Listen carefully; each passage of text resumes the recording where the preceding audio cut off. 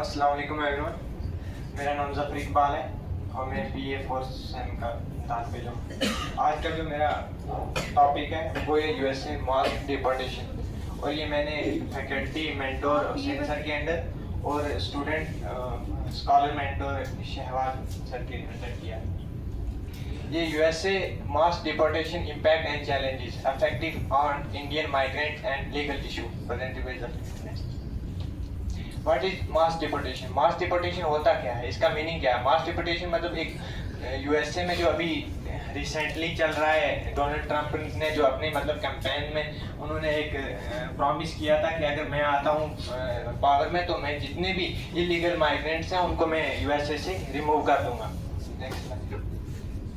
और इसकी हिस्ट्री क्या, मास डिपोर्टेशन 2017 में जब डोनाल्ड ट्रंप आए थे तो उन्होंने एक इमिग्रेशन लॉ लाए थे। उन्होंने जो इंक्रीजिंग मास डिपोर्टेशन थी उसको ख़त्म करने में, जैसे उन्होंने ईरान, इराक और बहुत सारे मुस्लिम देश के जो इलीगल आ रहे थे उनको बैन किया था।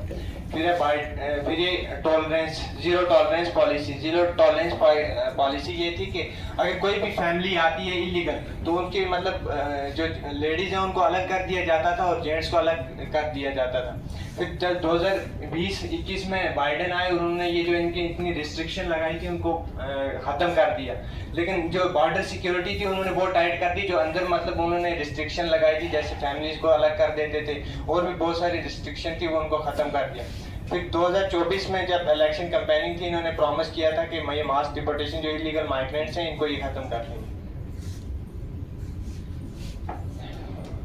ट्रम्प्स इमिग्रेशन पॉलिसी, इन्होंने ये किया था, डिक्लेयर किया भी नेशनल इमरजेंसी। जो सौदर्न बॉर्डर जैसे कि मैक्सिको एक डंकी रूट है इंडिया के, जो मतलब सबसे ज़्यादा जाते हैं इसी रास्ते से जाते हैं। यहाँ से एक बहुत बड़ा जंगल है 100 किलोमीटर का, वो क्रॉस करते हैं पहले इलीगल, फिर उसके बाद जाके आगे मैक्सिको का रेगिस्तान आता है, उसको क्रॉस करके अगर एक बहुत वांट टू एंड। इन्होंने एक और भी प्रॉमिस किया है कि जो मतलब बर्थ सिटीजनशिप जो थी वहाँ पे मिल रही थी।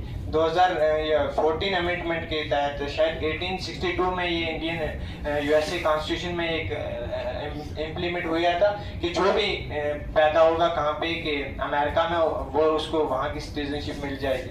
Claims illegal migrant take a jobs from Africa America and illegal workers. इन्होंने जो मतलब जॉब है वहाँ पे ख़त्म कर दी है अमेरिका के लोगों की। ये इलीगल माइग्रेंट है वो जाके यहाँ काम करते हैं। नेक्स्ट 2022 के इम्पैक्ट ऑन इंडियन माइग्रेंट्स, अगर ये मतलब ऐसे चल रहा है, इंडियंस को वहाँ से निकाल रहे हैं, उनको पे क्या असर पड़ेगा। 2022 के डाटे के मतलब मुताबिक 70,25,000 जो है इलीगल माइग्रेंट USA में हैं, और मैनी वर्कर जो हैं वो क्या है HB1 वीज़ा के तहत। HB1 वीज़ा क्या होता है कि मतलब एक स्किल बेस्ड होता है, जैसे कि फाइनेंस में और मेडिकल में और भी मतलब बहुत सारी स्किल होती है। इसकी वैलिडिटी 3 ईयर होती है, 3 ईयर बाद इसको एक्सटेंड कर दिया जाता है, ये उन लोगों को दिया जाता है। Most of illegal migrant come from Gujarat, Punjab and Haryana and donkey road से ये जाते हैं ज़्यादातर। ये कहाँ से, सबसे पहले ये यहाँ से शुरुआत हुई थी गुजरात से। गुजरात के लोग सबसे पहले बहुत ज़्यादा जाते थे डंकी रोड से, उसके बाद हरियाणा पंजाब वाले। लेकिन 2019 के बाद सबसे ज़्यादा यहाँ के हरियाणा के भी जाने लगे, जब से हरियाणा नंबर 1 आ गया है कि बेरोजगारी में। उसके बाद फरवरी 2005 में USA ने डिपोर्ट किया 104 इंडियन को मिलिट्री फ्लाइट से यहाँ इंडिया में भेजा है, उनको हैंडकफ के जरिए चैन लगा के। इसके ऊपर बहुत कंट्रोवर्सी चल रही है कि इंडिया ने USA ने डोनाल्ड ट्रंप ने बहुत गलत किया है, जो उनको खाना भी नहीं, जो माइग्रेंट्स आए उनका कहना है कि हमें खाना भी नहीं मिला। Next line, legal and constitution challenges. देखिए कि इंडिया का कॉन्स्टिट्यूशन जो फ्लेक्सिबल है और USA कॉन्स्टिट्यूशन जो रिजिड है, उसमें अमेंडमेंट करना, ये जो उन्होंने डोनाल्ड ट्रंप ने किया है कि मैं 14 अमेंडमेंट जो है जो सिटीजनशिप है इसको मैं ख़त्म कर दूंगा। जो पहले क्या होता था कि अगर मतलब कोई लेडी प्रेग्नेंट होती थी, अगर वो जाके USA में उसको मतलब बच्चा होता था तो वो जो बच्चा था उसको अमेरिका की सिटीजनशिप मिलती थी। लेकिन उन्होंने बोला है कि मैं ये ख़त्म करूंगा, बट इट्स नॉट पॉसिबल क्योंकि वहाँ का जो कॉन्स्टिट्यूशन है वो रिजिड है। इसके लिए उनको बहुत सारे चैलेंजेस फेस करना पड़ेगा, कांग्रेस और कोर्ट तक जाना पड़ेगा। ये लॉन्ग प्रोसेस है, लेकिन ये उसकी एक आइडियोलॉजी है कि जब तक ये लॉन्ग प्रोसेस चलेगा तब तक मैं जितने भी ये माइग्रेंट्स हैं इनको भेज दूंगा वापस। consequences of mass deportation, many industries and face worker and storage affecting economic. Economic में भी उनकी में बहुत फर्क पड़ेगा। इंडिया USA के रिलेशन भी मतलब खराब होंगे और tolerance of law force a more migrant to take a dangerous illegal, मतलब और जो वहाँ के जो इलीगल जाने वाले हैं वो और रूल्स को अख्तियार करेंगे, उसके अलावा वो भी इनके लिए डेंजर हो सकता है। अमेरिका के लिए भी ये क्या है कि इसमें कोई फायदा नहीं है, क्योंकि बहुत सारे एग्रीकल्चर में इंडियंस काम करते हैं, फैक्ट्री में कंस्ट्रक्शन के काम कौन करते हैं, इंडियंस ही जाके करते हैं वहाँ। Next, thank you. ये सिटीजनशिप बाय बर्थ कोर्ट ने रोक लगा दिया है, पढ़ा तुमने इसके बारे में? जी सर, नहीं इस पे अभी रोक नहीं लगा मेंशन सर। क्यों नहीं किया? ये जो सिटीजनशिप है इसमें इन्होंने ये अपने मतलब इलेक्शन में जब कैंपेन में उन्होंने ये कहा था, अभी भी उन्होंने ये क्लेम किया, लेकिन ये उसको हटा नहीं सकते हैं क्योंकि ये जब मैं कह रहा हूँ इस पे रोक लग गया। ट्रम्प ने ऑर्डर जारी किया था, उसके बाद कोर्ट ने उसको स्टे दे दिया। अभी तक तो सर इसके बारे में ये नहीं हुआ है, क्योंकि इसके बारे में अभी स्टे हुआ है, लेकिन अभी ये नहीं है कि इसको ये अमेंडमेंट हो गया इसमें।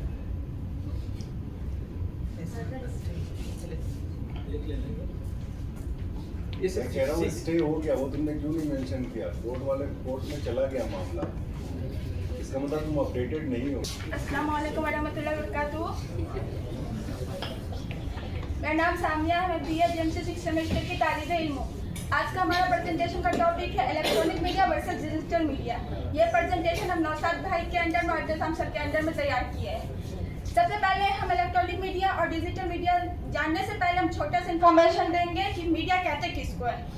मीडिया एक मवासलात का अहम जरिया है जिसमें मुख्तलिफ चीज़ शामिल है, प्रिंट मीडिया, इलेक्ट्रॉनिक मीडिया और डिजिटल मीडिया। कोई बात। अब आएंगे इलेक्ट्रॉनिक मीडिया किसे कहते हैं। इलेक्ट्रॉनिक मीडिया एक ऐसी आलात है जो बिजनेस से चलती है, इसके जरिए आवाम तक मालूमात आराम से फराहम होती है। इलेक्ट्रॉनिक मीडिया ज़्यादातर एक तरफा मवासलात फराहम करती है, और वही दूसरी तरफ डिजिटल मीडिया इंटरनेट और डिजिटल टेक्नोलॉजी पर डिपेंड करती है। यह आवाम को दो तरफा मवासलात मालूमात फराहम करती है। इलेक्ट्रॉनिक मीडिया में हमारा टेलीविज़न है, रेडियो है। टेलीविज़न है जो बिजली से चलती है, या ये इसके जरिए जो मालूमात आवाम तक पहुँचती है, उसके साथ साथ तस्वीर भी मौजूद होती है।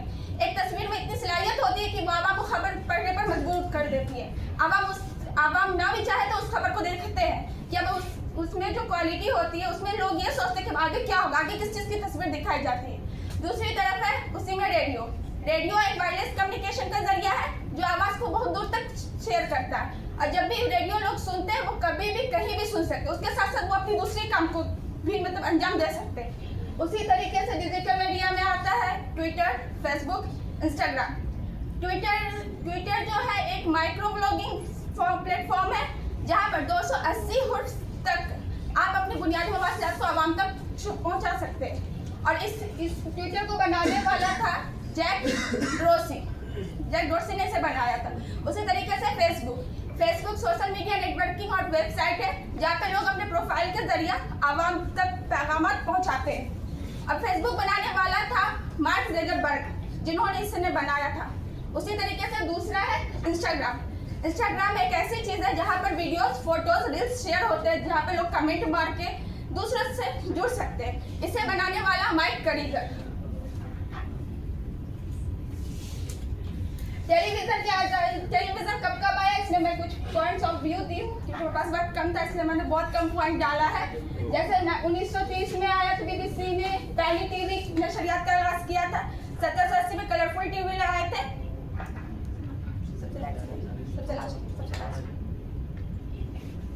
इसका कुछ कंक्लूजन है, इलेक्ट्रॉनिक मीडिया और डिजिटल मीडिया आज के दौर में कम्युनिकेशन का बहुत ही अहम जरिया बन चुका है।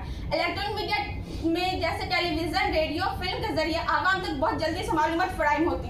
वही दूसरी जगह डिजिटल मीडिया में इंटरनेट और मोबाइल फोन ने मालूमात को नए दरवाजा खोला, मतलब इसे लेकर लोग कभी भी कहीं भी जा सकते हैं। और इसका जितना भी चीज़ हमने तैयार किया है वो हमारे खुद के नोटबुक का लिया हुआ है।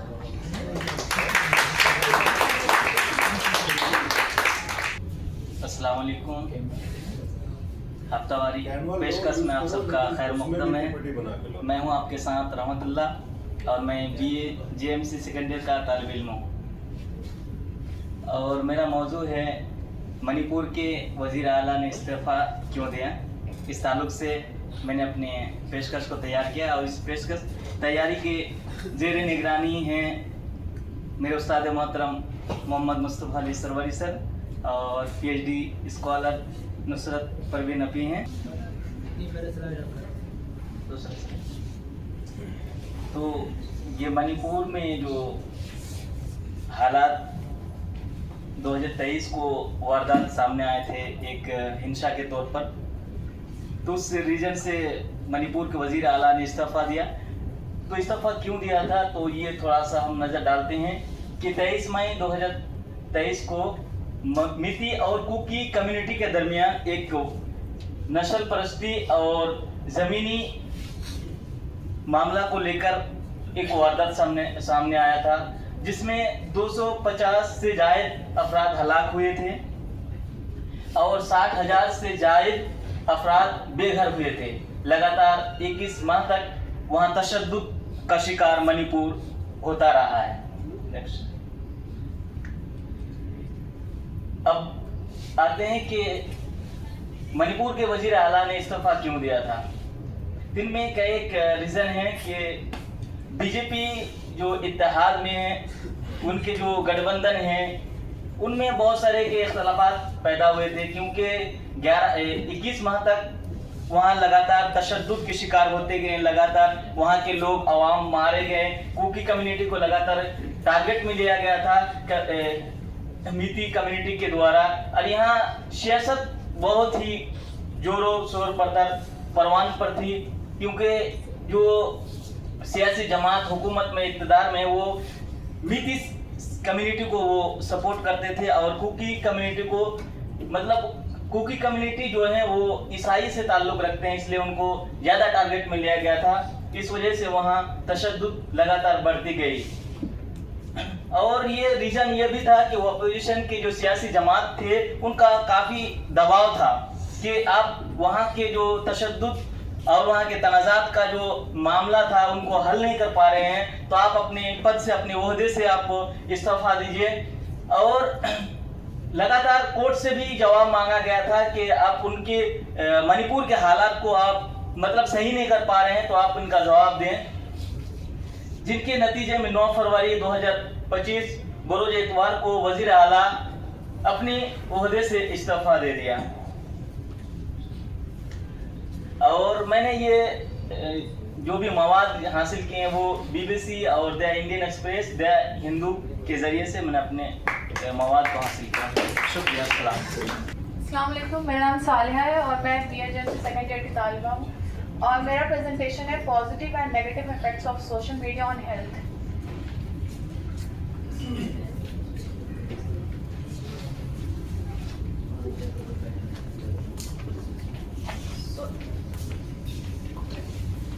सोशल मीडिया एक तरह के इंटरैक्टिव टेक्नोलॉजीज़ है जिससे क्रिएशन और शेयरिंग ये सब चीज़ों को फैसिलिटेट करता है। इसके कॉमन फीचर्स ये कि इसमें ऑनलाइन प्लेटफॉर्म्स होते हैं जिससे यूज़र्स अपने कंटेंट को क्रिएट करते हैं और शेयर करते हैं, और इसमें यूज़र जनरेटेड कंटेंट जैसे डिजिटल फोटोज़, वीडियोज़ ये सब आती हैं।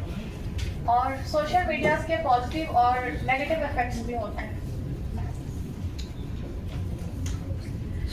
एक ऑफकॉम रिपोर्ट्स है, उसके मुताबिक 95% ऑफ चिल्ड्रन किसी तरह के सोशल मीडिया साइट्स में मतलब यूज़ कर रहे हैं, और यूथ जो है वो वैरायटी ऑफ रीजंस के लिए सोशल मीडिया यूज़ करते हैं। कुछ लोगों के लिए सोशल मीडिया एक एक्सेलेंट वे है जिससे वो दूसरों से कनेक्ट हो पाते हैं, हालांकि कुछ लोगों के लिए ये मतलब कॉन्स्टेंटली स्क्रॉलिंग करने के लिए एक एडिक्शन हो जाता है जिससे उन्हें अनहेल्दी चीज़ों का सामना करना पड़ता है। पॉजिटिव इफेक्ट्स इसमें ये है कि हम कई तरह के सोशल बॉन्ड्स इससे बन जाते हैं जिससे हम अपने फैमिली और फ्रेंड्स से अप टू डेट रहते हैं, न्यू फ्रेंड्स से हम कनेक्ट हो पाते हैं। इससे कई तरह की कॉन्सेप्ट सपोर्ट भी हमें मिल सकती है, कम्युनिकेशन स्किल्स ये सब हो सकती हैं जिससे हम अपना ऑनेस्ट डिस्कशन कर सकते हैं।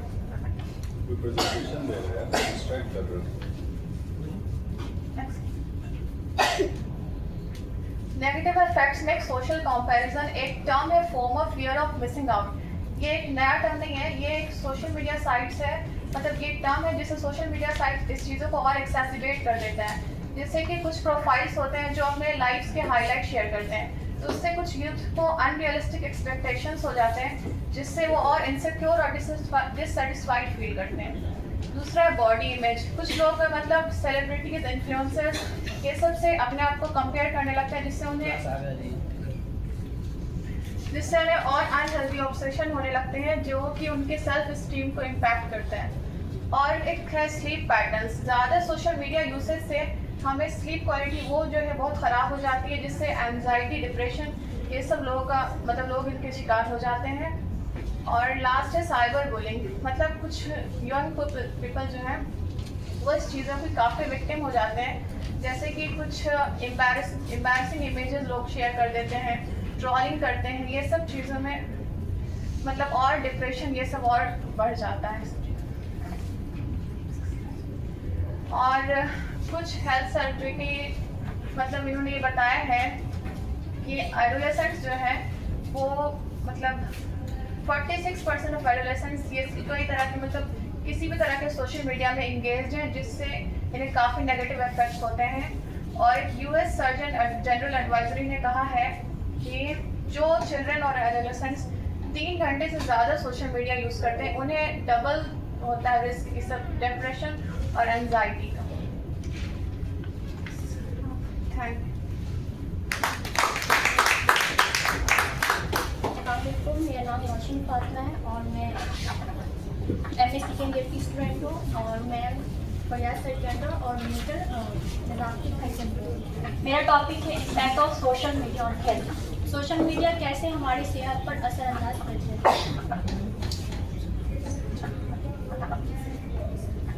ये क्या तरीका है? कोई इधर से इधर आ इधर क्या है ये? जैसा कि हम जानते हैं सोशल मीडिया क्या है, एक ऑनलाइन प्लेटफॉर्म है जहाँ हम अपने थॉट्स, वीडियो शेयर्स करते हैं और ग्लोबल लेवल पर हम एक दूसरे से कनेक्ट होते हैं, चाहे वो फ्रेंड्स हो, फैमिलीज हो। और कुछ पॉपुलर वेबसाइट्स हैं और प्लेटफॉर्म है जैसे Facebook, Instagram, WhatsApp.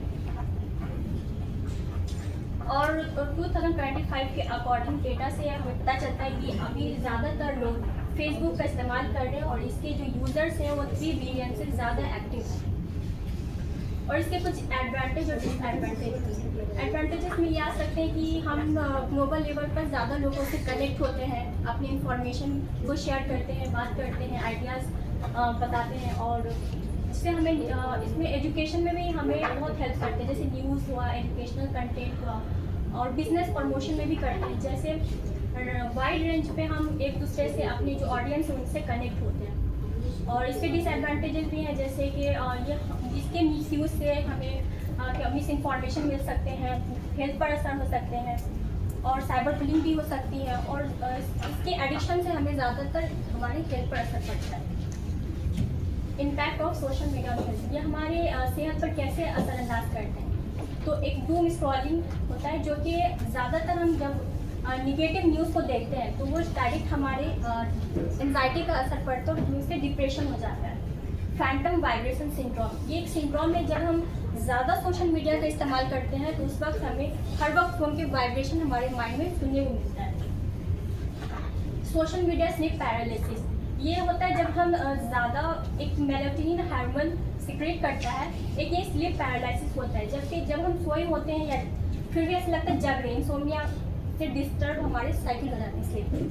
Physical health problems, physical जैसे कि हमारे ईची आइज हो जाते हैं, रेड आइज हो जाते हैं, ओबेसिटी होती है। ज़्यादातर हम फ़ोन का इस्तेमाल करें, एक जगह बैठे हुए एक्टिव नहीं है और एक जगह बैठने से हमारी बॉडी का पोस्चर भी चेंज हो जाता है। और फिर एक फोमो, यानी फोमो नाम से आता है जब हम सोशल मीडिया पर ज़्यादा न्यूज़ देखते हैं और या फिर कुछ ऐसी चीज़ें देखते हैं जिससे हम अपनी लाइफ को कंपेयर करने लगते हैं। जैसे कि कोई कुछ सेलिब्रिटीज़ है या फिर कुछ ऐसे लोग हैं जिनकी लाइफ स्टाइल बहुत अच्छी है और हम उससे उनको कंपेयर करते हैं, तो उससे हम कमतरी का एहसास कर लेते हैं और हम ये एंजाइटी का शिकार हो जाते हैं। जैसे एग्जांपल है 2019 में एक USA का न्यूज़ है जहाँ 19 साल की लड़की है एमिली नाम की, वो जब ये इसको सोशल फोमो की शिकार हुई, जब उसे न्यूज़ वो देखती थी या कुछ भी वहाँ से गैदर करती थी इंफॉर्मेशन, उससे वो अपने आप को रिलेट की और उसको एंजाइटी की शिकार हुई, जिससे उसकी फैमिली को काफ़ी परेशानी हो गई just because of use of social media. और ये इम्पैक्ट ऑफ सोशल मीडिया का मैंने जो रेफरेंस किया mcleanhospital.com, मैंने ये रेफरेंस किया। इस तरह की सिचुएशन क्रिएट होती है जब हम सोशल मीडिया का इस्तेमाल करते हैं।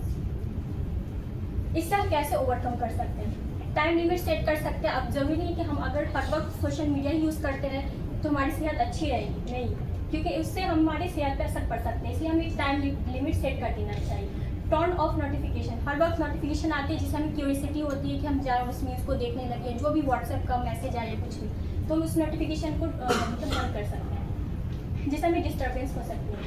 और ज़्यादा से ज़्यादा कोशिश करें कि हमारे वीक में मतलब सोशल मीडिया का न इस्तेमाल करें, जो कि इम्पॉसिबल, बट ये हमारे हाथ में है, जिसे हम इसको बैलेंस कर सकते हैं। और अपने आप को इंगेज रखने की कोशिश कर सकते हैं, जैसे हम अपनी डेली रूटीन को मेंटेन करें, जैसे कि एक्सरसाइज कर सकते हैं, हॉबीज़ में कुछ भी गाना सुन सकते हैं। ज़रूरी नहीं है कि मतलब वीडियो देखकर ही हमसे इंटरटेन हो सके। मेडिटेशन कर सकते हैं, योगा कर सकते हैं हम। और अपने बेडरूम स्टडी एरिया में फ़ोन को हाइड ही करके रखें वहाँ से, ताकि हमको डिस्ट्रैक्शन होता है, पढ़ने हमारी पढ़ाई भी से डिस्टर्ब हो जाती है। कंक्लूजन यही है कि हम सोशल मीडिया का यूज़ करना चाहिए, हमारे लिए फ़ायदेमंद है, लेकिन ऐसा नहीं है कि उसका एक्सेसिव यूज़ हमारी सेहत और हमारे एजुकेशन पे भी पड़ सकता है। इसलिए हमें उसको बैलेंस करके चलना चाहिए, जैसे कि उससे हमारे क्या है, बैलेंस बनाने से हमारी सेहत भी अच्छी रहेगी और हम मतलब हमारे इम्पैक्ट नहीं पड़ेगा सेहत पे। इसलिए हमें अपनी एक्टिविटीज़ को क्रिएट करके उसमें इन्वॉल्व होना चाहिए। हर वक्त सोशल मीडिया का यूज़ नहीं करना चाहिए, ताकि इससे हम अपनी लाइफ को बेटर बना सकें। Thank you. वालेकुम अस्सलाम।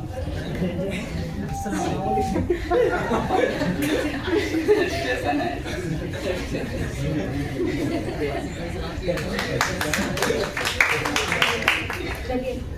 अस्सलाम वालेकुम, मेरा नाम मोहम्मद अरशद अंसारी, मैं BA JMC सेकेंड ईयर का तालिब इल्म हूँ। मेरे सुपरवाइज़र अब्बास हुसैन रिजवी सर हैं और जो हमारे PhD स्कॉलर हैं डॉक्टर शहनवाज सर हैं, शहबाज सर हैं। तो 3 साल से अभी नाम याद नहीं हुए, ना तक टीचर्स की और ना स्टूडेंट थे। ये नतीजा है। मेरा प्रेजेंटेशन है बिहार में बेरोजगारी एक गंभीर समस्या है। भूमिका, बेरोजगारी का अर्थ, भारत में बेरोजगारी की स्थिति, बिहार में बेरोजगारी का विशेष संदर्भ।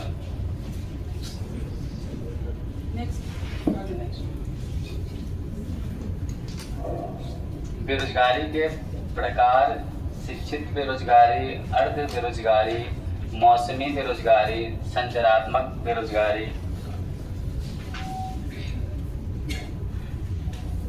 बेरोजगारी के कारण: जनसंख्या वृद्धि, शिक्षा और कौशल की कमी, उद्योगों और फैक्ट्रियों की कमी, सरकारी नौकरियों की सीमित संख्या, कृषि पर अत्यधिक निर्भरता।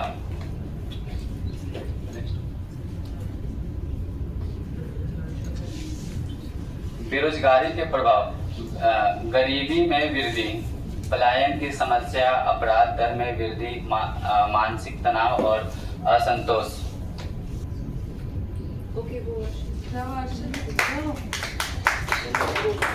ठीक है, हम ऐसे ही बोल लेते हैं। बिहार एक बहुत ही ज़्यादा पिछड़ा राज्य है और कुछ लोग कहते हैं कि बिहार के पिछड़े रहने का 2-3 कारण वो लोग बताते हैं, जैसे जनसंख्या, बाढ़ आना और अनएजुकेटेड।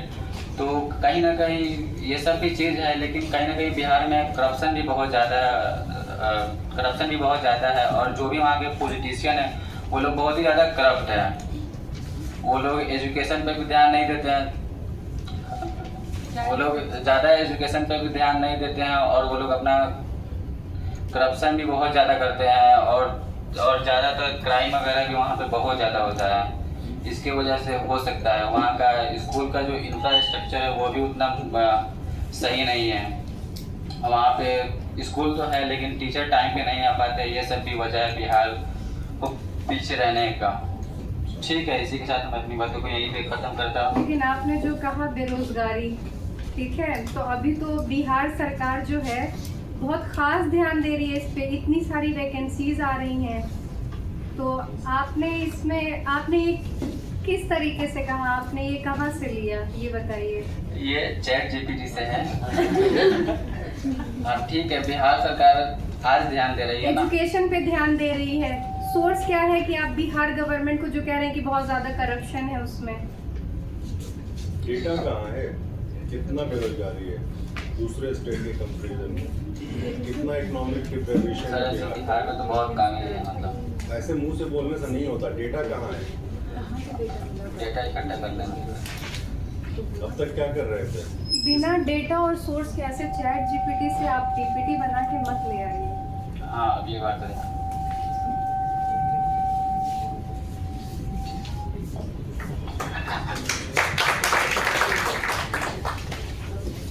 आगे बात किसी की भी पीपीटी चैट जीपीटी से नहीं होनी चाहिए।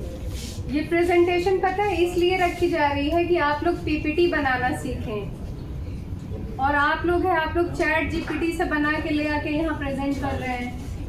पीपीटी पे ही बनेगी, पीडीएफ पे नहीं बनेगी। नेक्स्ट टाइम से सब पीपीटी पे बना के लेके आएंगे।